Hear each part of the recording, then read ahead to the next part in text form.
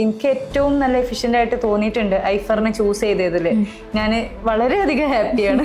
കാരണം ജോയിൻ ചെയ്ത് ഫസ്റ്റത്തെ അറ്റംപ്റ്റിൽ തന്നെ നെറ്റ് ക്വാളിഫൈ ചെയ്തു എന്നുള്ളത്. എന്നെക്കൊണ്ട് പറ്റുന്ന പോലെ ഞാൻ ആ സമയത്ത് പ്രിപ്പയർ ചെയ്തു. പക്ഷേ ഐഫറിൽ വന്നിട്ടുള്ള പ്രിപ്പറേഷൻ വെച്ച് നോക്കുമ്പോൾ ഇപ്പം ഞാൻ റിയലൈസ് ചെയ്തു ആ ഒരു പ്രിപ്പറേഷൻ പോരാ.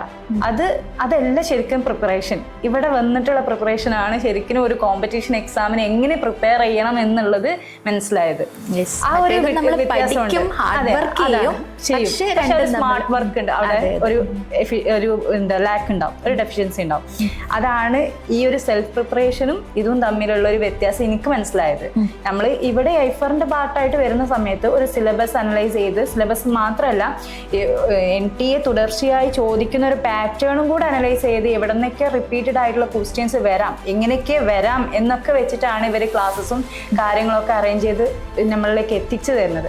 അത് വെച്ചിട്ട് തന്നെ അത് നമുക്ക് ഒരിക്കലും സെൽഫ് പ്രിപ്പറേഷൻ മോഡലിൽ നമുക്ക് കിട്ടാൻ കഴിയായിരിക്കും. അത്രയ്ക്കും എന്താ പറയുക ഹാർഡ് വർക്ക് ചെയ്യുന്ന ആൾക്കാരാവണം. അല്ലെങ്കിൽ കൂടുതൽ സമയം നമ്മൾ അതിനായിട്ട് ഓരോരോ വർഷങ്ങൾ പിന്നിടേണ്ടി വരും.